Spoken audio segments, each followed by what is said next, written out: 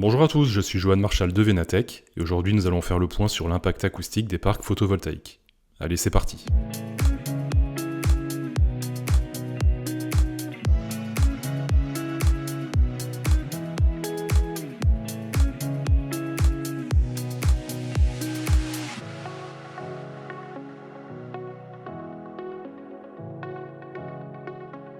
En France, plus d'1 million d'installations photovoltaïques sont déjà en service, pour une puissance totale de 25 gigawatts, et avec un objectif gouvernemental d'atteindre les 100 gigawatts à l'horizon 2050. Mais derrière cette croissance, un enjeu souvent méconnu émerge, le bruit. Les installations photovoltaïques comprennent deux principales sources de bruit. Tout d'abord, les onduleurs électriques répartis sous les panneaux photovoltaïques.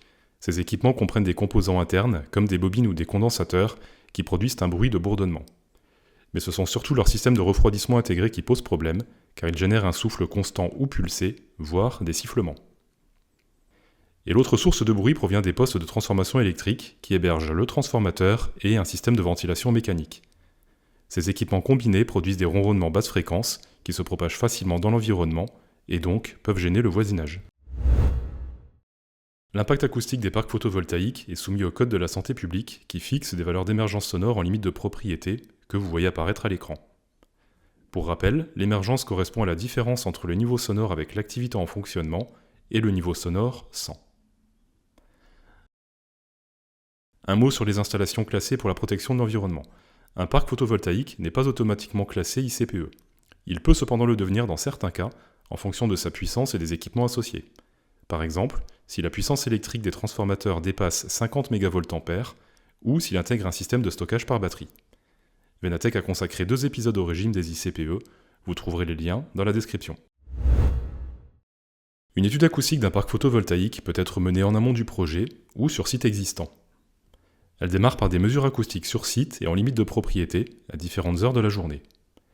L'objectif ici est de caractériser le bruit résiduel et le bruit ambiant si le parc est déjà en fonctionnement. L'acousticien va ensuite réaliser un modèle 3D du site dans son environnement à l'aide d'un logiciel d'acoustique environnementale. Il va ensuite l'alimenter avec les données de mesure et les données d'émissions sonores des équipements du site.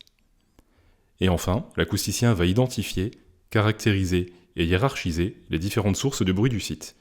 C'est également lors de cette étape qu'il va définir des solutions techniques permettant de réduire les nuisances sonores de l'installation. Et alors justement, quelles solutions techniques peuvent être préconisées ? Eh bien, nous pouvons citer l'accompagnement dans le choix de matériel peu émissif, implanter les sources de bruit à des endroits clés, ou orienter les ouvertures de ventilation dans des directions non sensibles, ou encore recourir à des écrans acoustiques ou des encoffrements insonorisés autour des équipements les plus bruyants. Bien évidemment, l'acousticien responsable agit toujours en synergie avec le concepteur, et un bureau d'études comme Venatech compilera les différentes solutions envisageables dans un rapport d'études détaillé. C'est souvent une approche globale qui prévient les nuisances sonores et protège la viabilité économique de l'installation. Et voilà, c'est tout pour cet épisode. Si vous souhaitez en apprendre davantage sur l'impact acoustique des installations photovoltaïques, je vous renvoie vers notre article en accès libre sur www.venatech.com. De mon côté, je vous donne rendez-vous dans quelques jours pour un prochain épisode. Merci de nous avoir écoutés, et à très vite.